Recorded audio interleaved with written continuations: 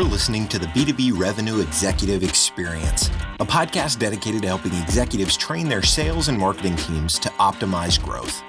Whether you're looking for techniques and strategies or tools and resources, you've come to the right place.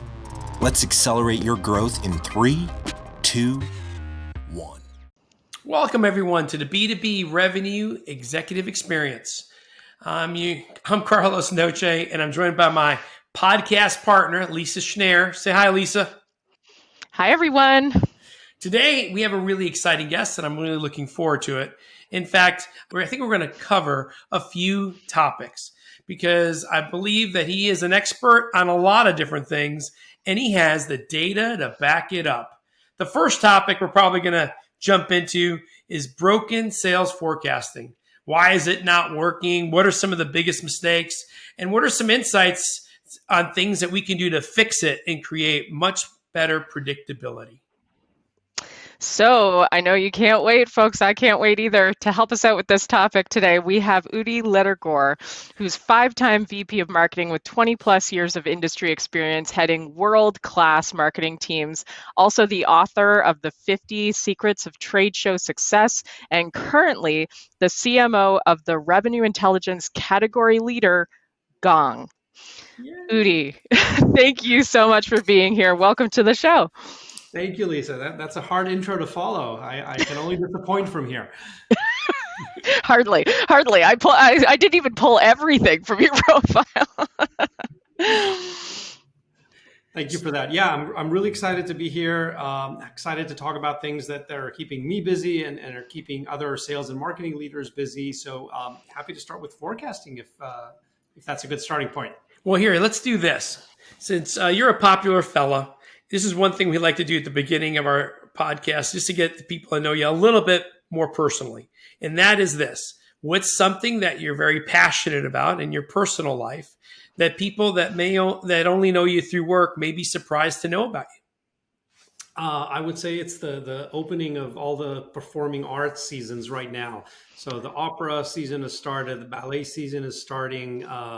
There are musicals from Broadway visiting San Francisco, where I live right now. So I'm excited about seeing more of those. And then I, in a spur of the moment decision, decided to take my son next month to see Phantom of the Opera on Broadway before it closes, because he was bummed to hear it's closing. So I'm like, let's just go and watch it. So I booked us 48-hour tickets during Thanksgiving. I'm going to watch the show and come back home. That's right. And something like a 30-some-year run, I'm probably butchering that, but it's been decades. I read 30 years. No, you're not wrong. It's pretty amazing. It's the longest running musical ever. Its time has come. I'm sure there'll be revivals in the future, but just fun now educating my 7-year-old son, getting him to know the songs and the story. And he's got so many questions. How could you not all those scars? And how does he find food in the basement of the opera house? Really good questions. Right? So many plot holes that only a 7-year-old can find. I love it. That was one of my favorite plays. I thought it was awesome and done right. The stage work that they do is amazing. So it's amazing. I thought it was awesome. All right, now we'll get a little more serious, maybe. So tell us a little bit about your background, Udi. Like, what's your story? How'd you get to where you're at today? What was your journey to get there? Just, a little more background. Absolutely. So if we go really back, I think it's interesting. I started with performing arts, and it's no coincidence that as a child I was also excited about performing arts, and for many years I did magic as a child, and I did puppetry and I did stage lighting, and at some point I got into music. And to this day, I don't do puppetry or stage lighting or magic anymore, but I do play the piano. I'm working on a piece the last few days that I hope will be in recording quality in the next couple of weeks. So I'm still very much into that. And fast forward a couple of decades, I think looking for a grown-up version of how I could make my career with some of those things I'm so passionate about, I fell into marketing, because marketing is really putting on a show for your audience. It is creating an experience, whether it's an event or a webinar or a podcast or a piece of content that helps people throughout their day and leaves something memorable with them. So I think there is a direct connection between my love for the performing arts and what I do today in marketing.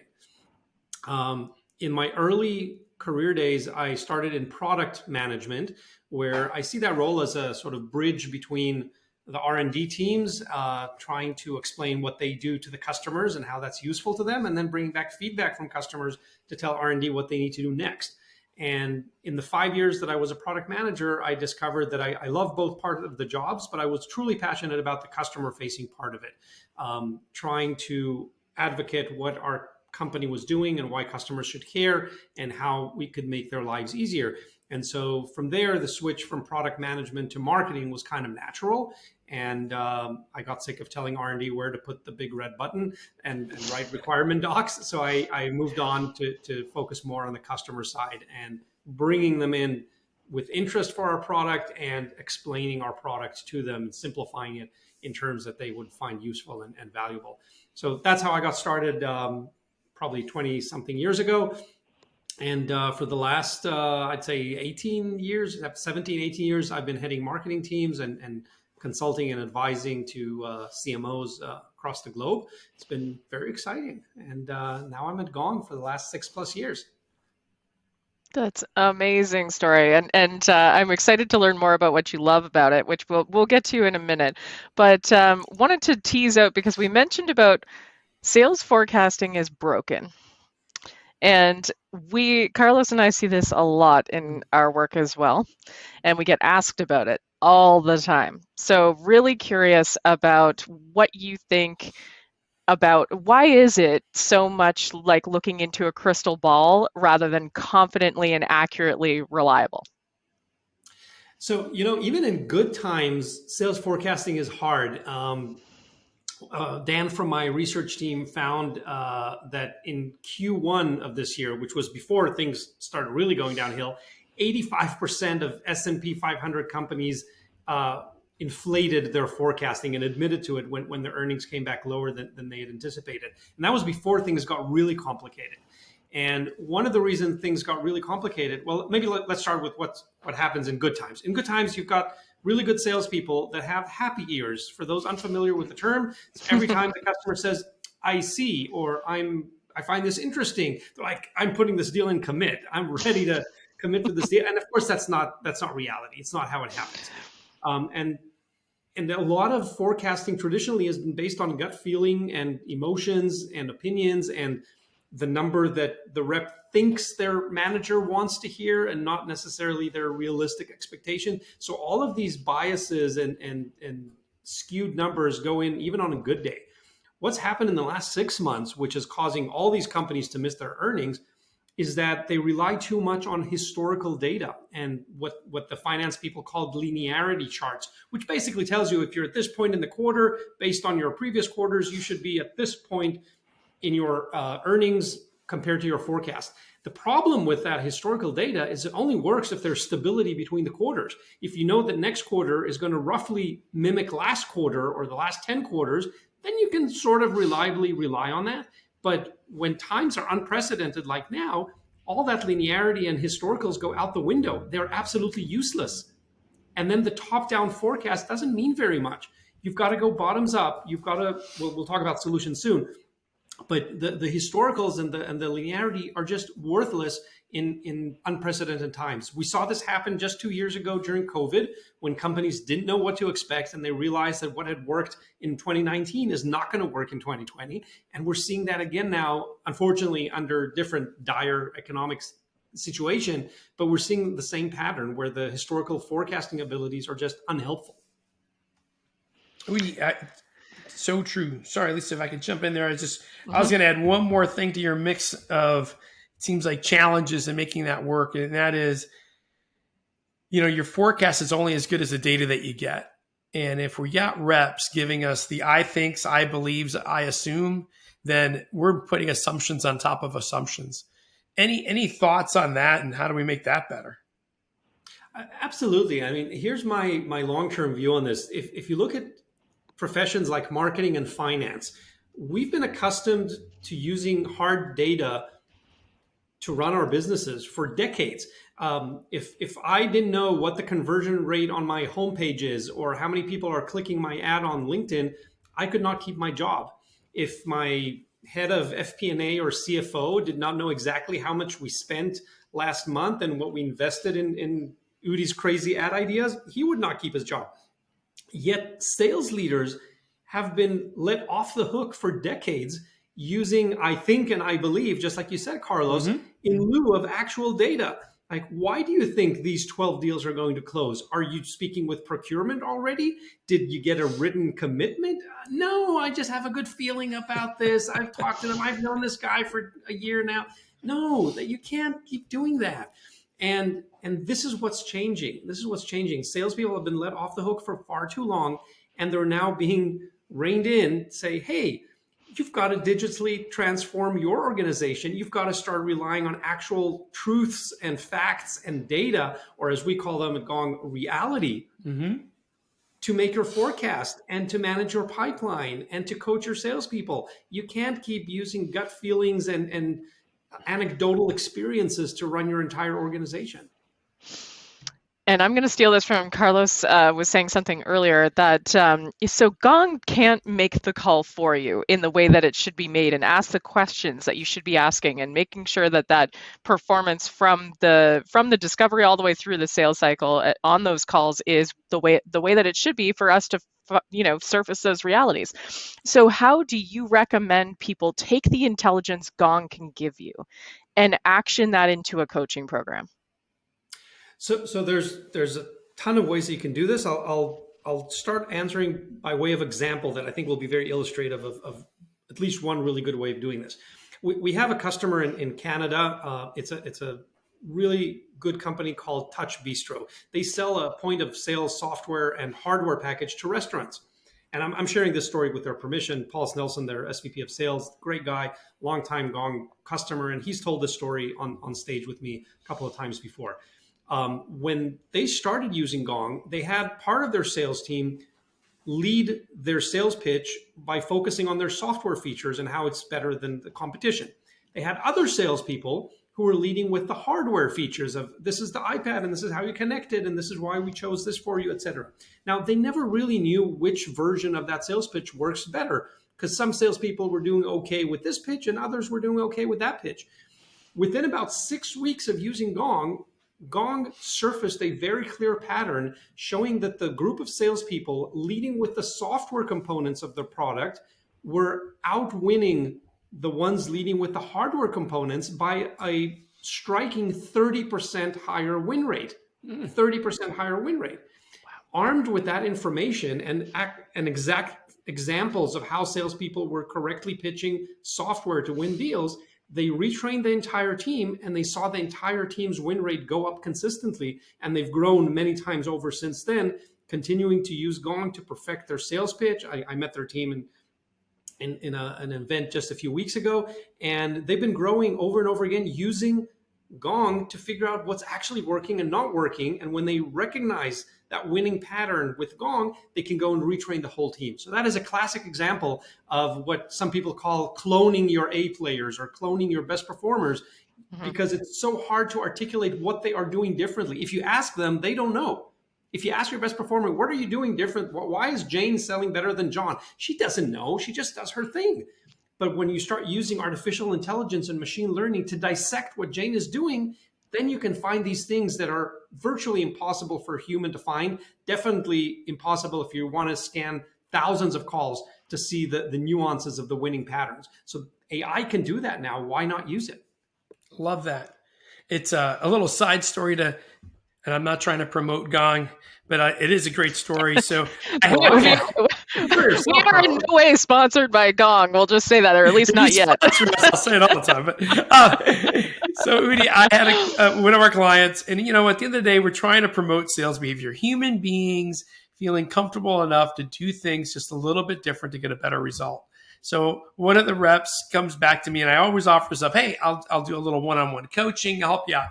And one of the things we talked about was, Carlos, I'm really struggling on getting that overall business driver, which really driving this account. I'm trying, but it's not working for me. I go, well, do you have a recording of the last call you had when you tried? He goes, I do. I'm going to send it to you. I'm going to send you my Gong recording.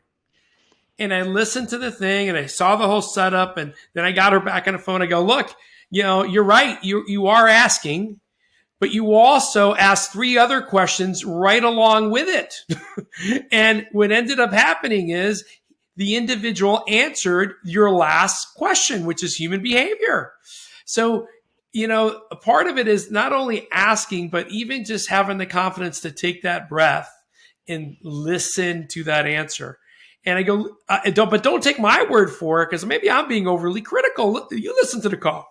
And it was a great way to try to get them to see the light. Because I think there's a big difference between what you think you're doing, your own perceptions, and I'll use your word, reality, right? What's really happening in these conversations. And I thought that was, it was so much easier to do it because we did have the Gong recording to look at. We did have the information to kind of even see what it went.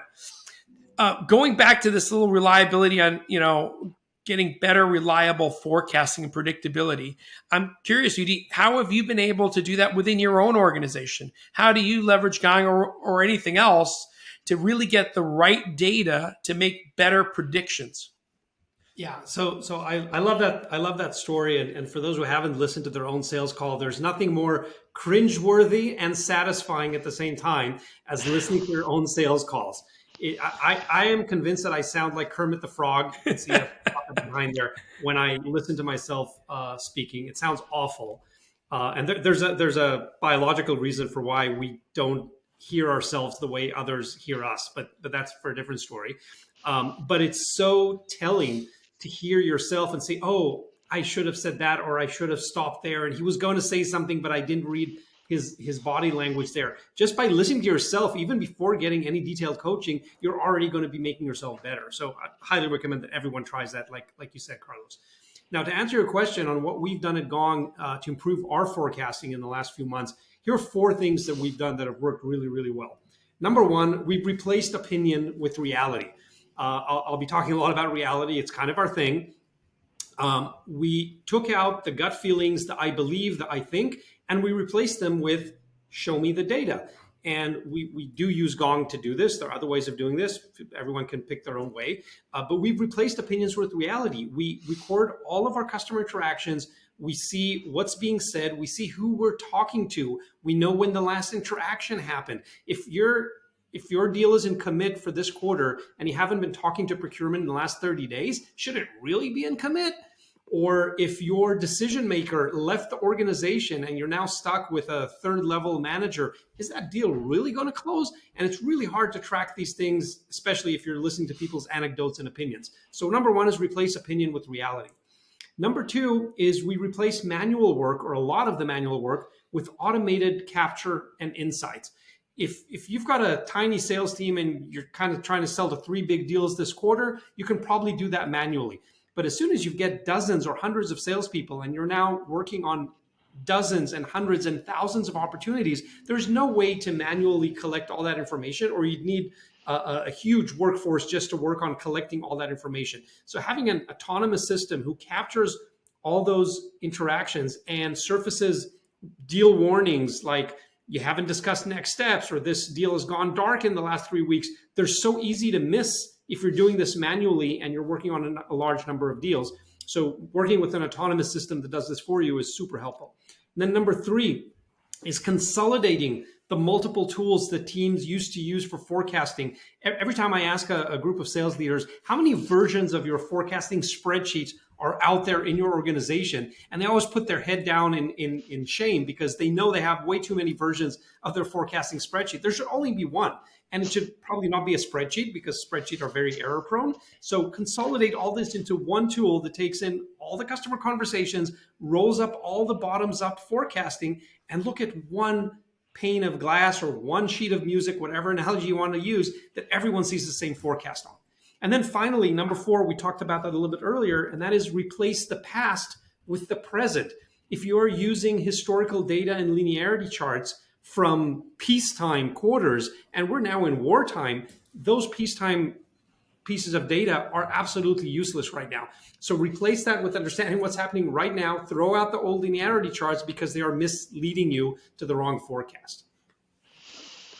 Ooh, really good advice. And I assume Gong has some ways, like because I know enough about it, having used it in the past, that you set your trackers, right? Like the words that we want to track and you know pick up on.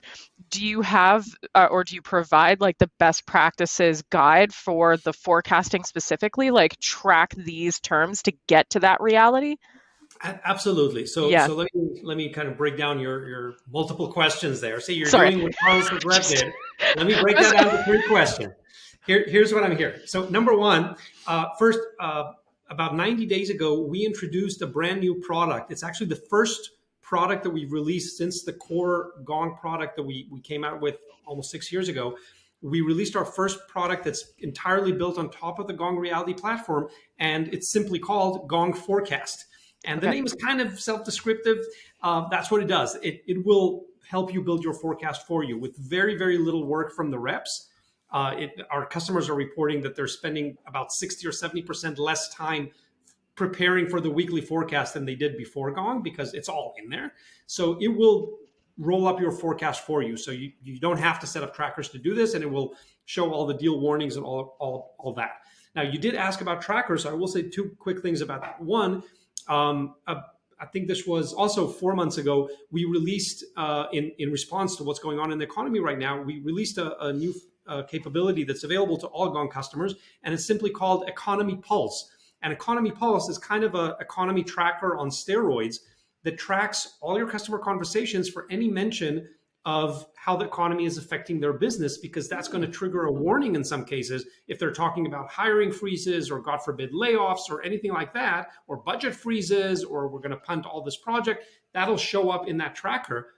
It's actually oftentimes used to calm some people down and show that things are not as bad as it looks, because we found that, yes, the economy is coming up in calls, definitely more than it did 6 months ago, but it's not coming up in 70% of the calls. It's coming up in maybe 8 or 9 or 12% of the calls. It's different between organizations and different industries. But just using that to track, you can go back to the salespeople that are saying, oh, it's so hard out there. Everyone's stopping everything because of the economy. And then you look at their deals and the tracker and you say, well, actually, this only came up in 9% of your calls. How do you know it's the economy? And then you can dig further into that. And then the last thing I'll say on trackers, and this is a brand new release from just last week, we released the industry first smart trackers that go well beyond looking for specific keywords. And they now use a very sophisticated artificial intelligence algorithm to look for any way that the customer or the sales rep could be talking about a certain topic. I'll give you an example.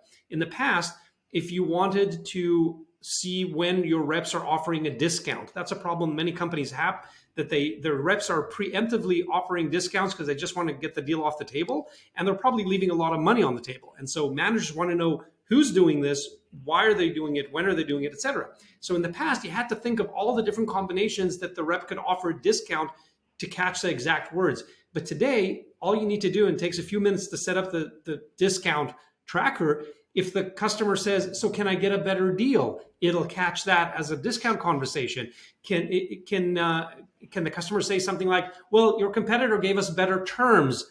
It'll catch that now as well. So it's really getting into our heads and saying, what are all the different ways that people can talk about discounts? And it will show you a variety of things that it found. And you can help train the algorithm in a few fun clicks. Our customers love it because it's almost like playing a computer game. You say, yes, this is what I'm looking for. No, that's not what I'm looking for. And in a few short minutes, you've set this up, and it'll now find the thousands of ways that your customers might be talking about a certain topic or mentioning a competitor or anything relevant to your industry that's affecting how you close deals.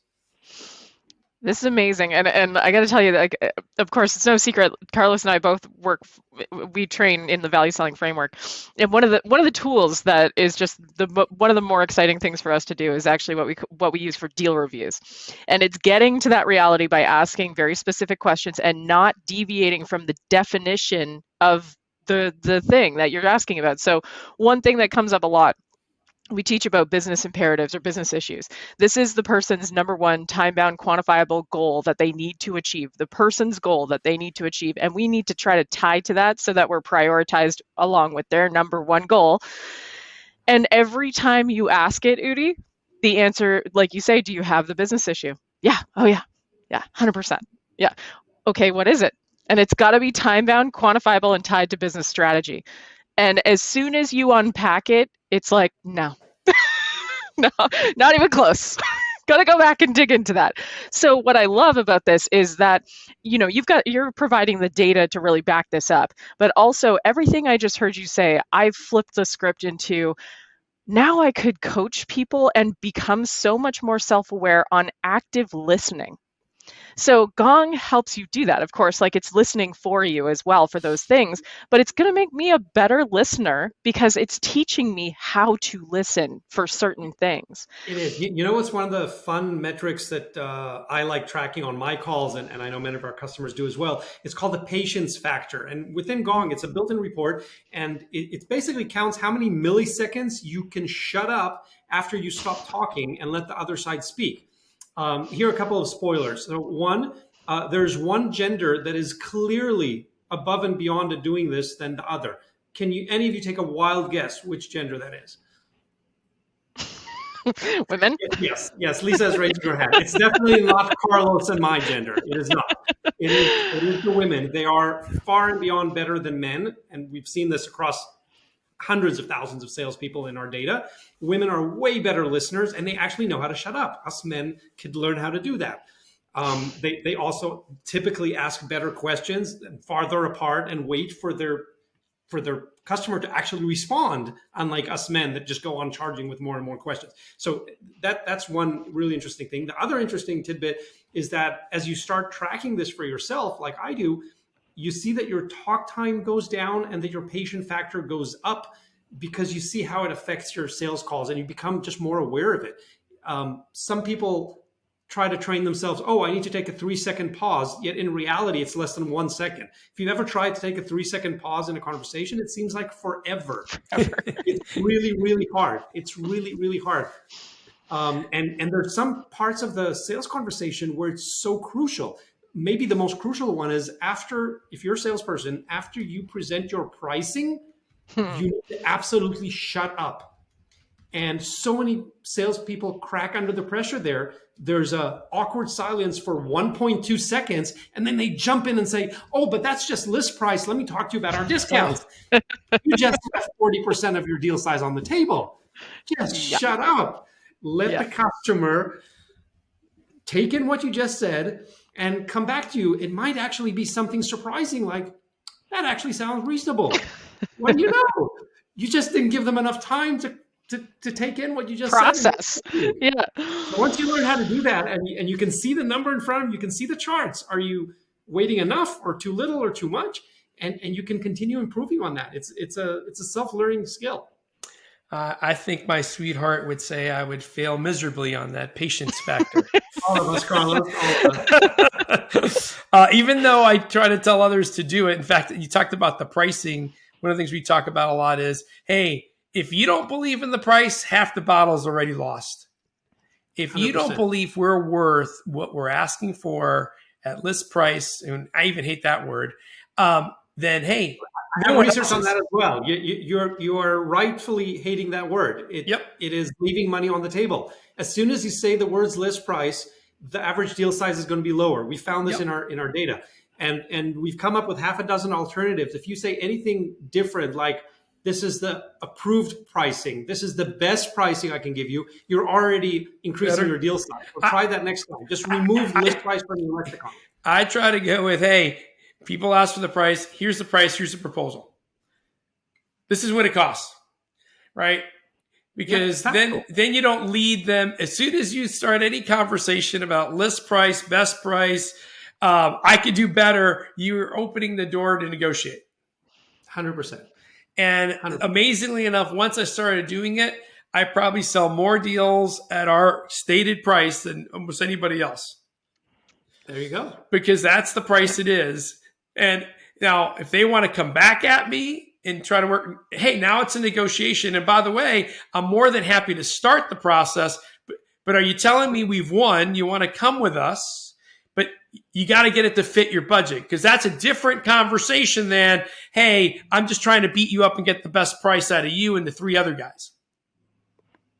Absolutely. So, like, I don't know, but you're right. And I have to, hey, I'm a I'm a Latin kid from New York. I got to work on my words that I use. I tell other people the words really matter. Words create emotional bonds with people. And sometimes we forget that. And some of it is just who we are. Like, I do want to give someone the best price. But half of that battle is realizing I am the best price. I'm worth this money. Right? So, Udi, I'm passionate about that too. And I got a long way to get better.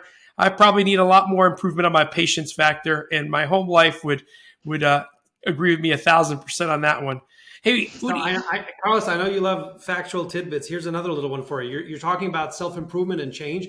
In the last 20 years, there's a lot of research being put out about happiness. It's a relatively new research topic that academic researchers are working on. And what they found in recent years, one of the things that leads to happiness is change. People who reported that they've done something to change themselves, like learned a new skill, changed their career. People who changed report being much happier than people who don't think that they've changed much in recent years. So there's another clue for us. While change is uncomfortable many times, and there's a great quote about one of our board members, Gina. She uses that. She says, I don't want to butcher her quote, but she says that anyway, she says it's something about change always being uncomfortable. It's always stepping out of your comfort zone. It's never comfortable. And I'm sure she says in better words than I do, but the research also supports that. You will be happier if you go through that change. So it's totally worth it. Agreed. Sorry, Lisa, cut you off. I was just going to say, yeah, I follow like an Instagram account that's called something like Entrepreneurs Quotes, and it comes up all the time. It's like, comfort zone is where everything good goes to die. But it's so comfortable there. Yeah, exactly. As we try to promote behavioral change, the line I use is, hey, look, you're either getting better or you're getting worse every single day. There is no just staying the same. The world around you will not just let you stay the same. They're trying to get your lunch money. So either you're going to get better and stay ahead of it or not. And that's a choice we make every day. I think it was the Cheshire Cat in Alice in Wonderland who said that you've got to run just to keep up. Staying in place, you're already behind. You've got to run just to keep up. All right. I got one question for you based on our amazing research team. I've heard something of that you've done some research on swearing on sales calls. And being a Latin kid from New York, we might be known as throwing a swearing word here and there. So I'd love to get your analysis. Give us some advice. Don't do it. Do it. What'd you come up with? It turns out that the Latin kids from New York had it right all along, but I'll explain. First, I'll start with the headline. If used correctly, swearing on sales calls can increase your win rates, we found, by up to 9%. Which is a lot. Which is a lot. Now, I'm good. I'm not saying go drop an F-bomb or the S word in every call. That's probably not how you're going to win more deals or not even keep your job. But here's how it works. If folks have read Chris Voss's book, Never Split the Difference, or heard him speak, I recommend you do. You can take his masterclass. He talks a lot about mirroring as a technique for creating empathy and rapport, in his case with hostage situations where he was talking to kidnappers in his work in the FBI, but it's actually just as useful in sales and usually a lot safer too. So here's the thing. If you take a cue from your prospect and you hear her using some swear words, and she'll occasionally drop an S word or an F-bomb or whatever language she chooses to use, and you tactfully mirror that and start weaving similar vocabulary in your words, you are now creating better rapport, better trust, and increasing your win rates by up to 9%. So it's as simple as that. It's just one specific case of an effective mirroring technique. But we looked into thousands of calls where swear words were used, and we're like, shit, they're selling more. So that was our literal verbatim response. Those effers. yeah. Right? They're actually selling more. Amazing. And I'm curious just on this topic. So did that correlate at all with the research? And I'm sorry, I don't have a quote on where this came from. I just remember reading at one point over the past recent past, that something about cursing creating more trust. And so that correlated well with that, it sounds like. It does, because it actually, people feel that you're more authentic, because we Right. all use these words that we teach our children to never use, and we teach our employees to never use, but we all use them in life. And so when you let these things slip out, you're coming off as more sincere, as more authentic, as this is the true Lisa. And people want to talk with the true Lisa. They don't want to talk with the corporate version suited up. So it's as simple as that. And we work in every walk of life that we've looked at. We've looked at, in personal situation and work situation, academic situations. If you look for the story we published a couple of years ago in fastcompany.com, we covered a bit of that horizontal research on how swearing is actually helpful in a variety of situations, including, by the way, decreasing physical pain. There's a beautiful experiment where they had someone stick their hand in an ice bucket, and they measured how long they could keep their hand in an ice bucket without pulling it out. And for half of the group, they just said, put your hand in there, shut up. And when you can't take any more, pull your hand out. For the other group, they said, you can swear and go like, shit, this is so painful, and F, I want this to be over. That group could leave their hand in there for, I think, about 30% longer. It turns out that it releases some chemicals in our brains as we use these swear words, and it actually decreases physical pain. Wow. So if that doesn't convince you, I don't know what will. Go to the maternity ward at any hospital and they'll tell you. You'll hear some colorful language there, right? Seriously. Yeah. That's amazing. It scientifically helps. Okay, good to know. I'm going to tell all my friends that. Well, they'll know. It's to find out. There you go, right? I know. That's going to be a double-edged sword there. Appropriate time. So last question, because I think this is going to have a great answer, and would love to leave some really good actionable insight with our listeners. Not that you didn't already just provide a whole bunch. But what would you point to as one of the biggest mistakes or missteps that you've taken in your life or career that had an impactful enough thing that you could turn it into advice for our listeners to avoid doing the same? Sure. So this one's kind of a serious one. A couple of years ago, I'll take you back to June of 2020. This was after the horrible murder of George Floyd and the rise of the Black Lives Movement and everything else that was going on. We still had a business to run at Gong, and we were adapting our content calendar and posting and donating to the right causes and doing what we thought was right for the time. And then there was this run-of-the-mill reviews collection campaign that we needed to run. For those unfamiliar, there are websites like G2 and Trustpilot and others that collect reviews. And we occasionally send out an email to customers incentivizing them to go write a review, not telling them what to write because we can't control that, but just asking them to write an honest review. And we found in the past that by giving them a small, like $25 Amazon gift card can help push more of them to write a review. And someone on the team had an idea. Well, what if, with everything going on right now, we transform that gift card into a donation that we'll make on behalf of the customers? The customer who's writing a review will take those $25 we're going to give you anyway and offer to donate them to a Black Lives Matter organization. And without giving it too much thought, I thought, yeah, that could work. And then we sent out the campaign to about 6,000 people that we wanted them to go write reviews, offering to donate whatever amount it was to a Black Lives Matter organization. And it backfired pretty badly.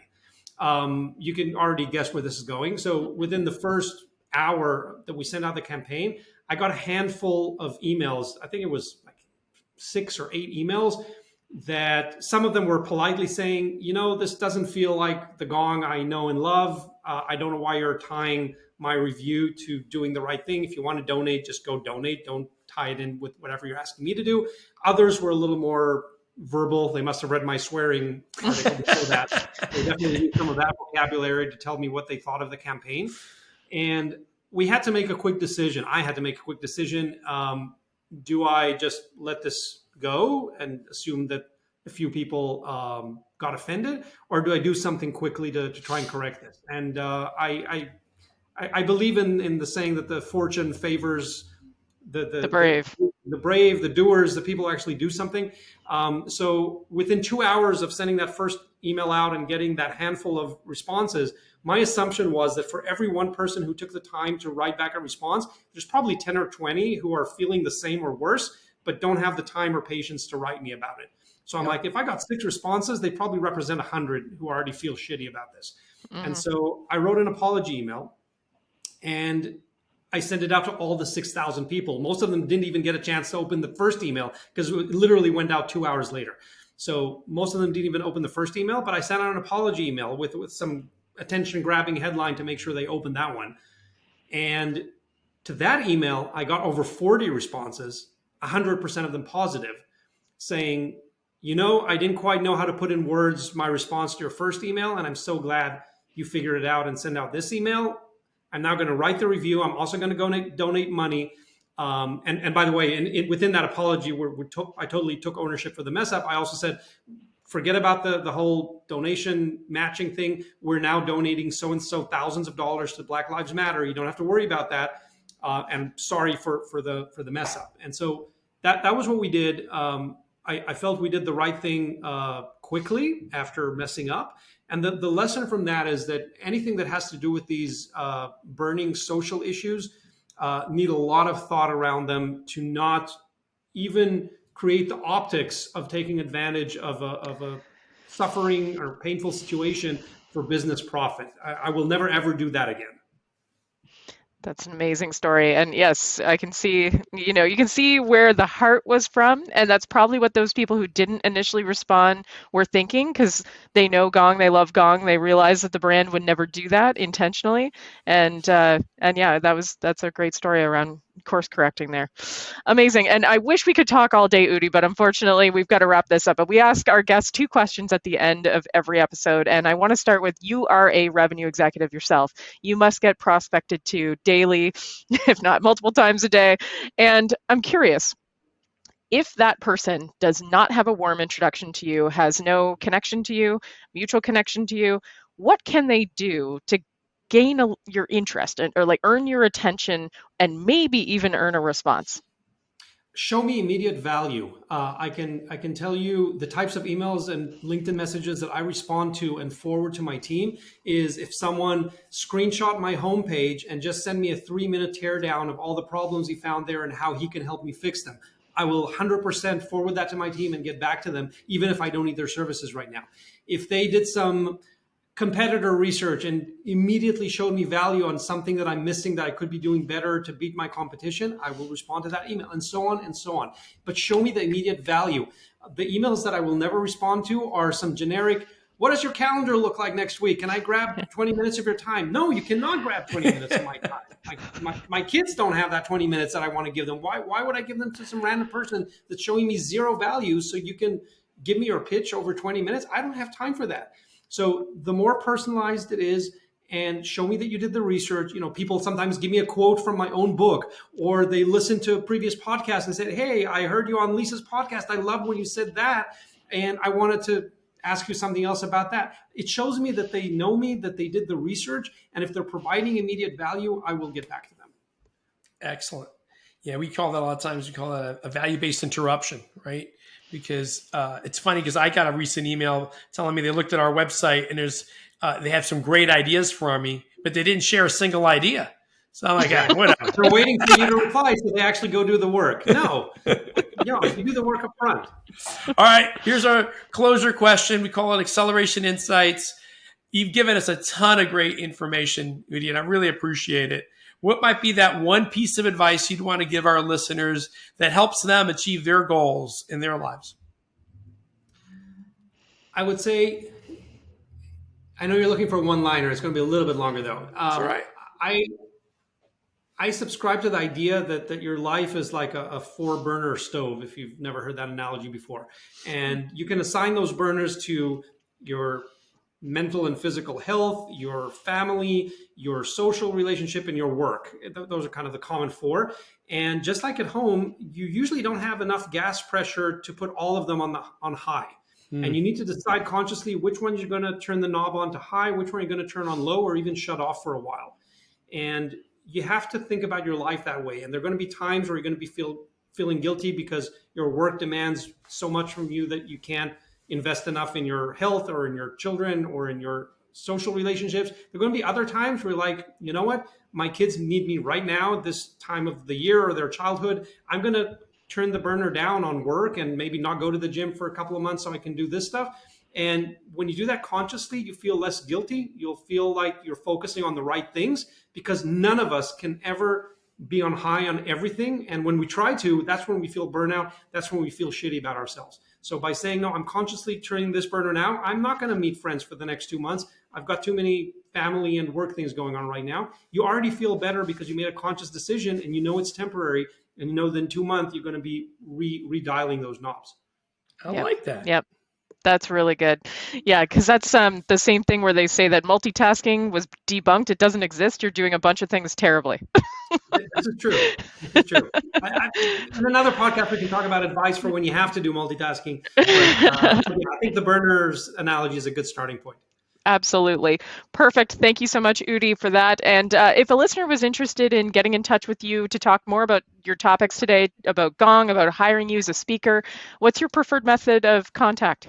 LinkedIn is probably the best way to reach me. There's only one Udi Ledergor there, so you can't go wrong. I'm happy to connect with all the listeners on LinkedIn. Thank you so much for having me. Amazing. It's been so great having you on the show, and we wish we could have a 3-hour podcast like Joe Rogan does, but unfortunately, not there yet. Maybe next time. Maybe next time. All right, everyone, that does it for this episode of the B2B Revenue Executive Experience. Please check us out at www.b2brevexec.com. Share this episode with your family, your friends, your kids, your dogs. And if you like what you hear, please do us a favor and throw us a 5-star review on iTunes. I am Lisa Schnarr. I am joined by my podcast partner in crime, Carlos Noche. And until next time, we wish you nothing but the greatest success. You've been listening to the B2B Revenue Executive Experience. To ensure that you never miss an episode, subscribe to the show in iTunes or your favorite podcast player. Thank you so much for listening. Until next time.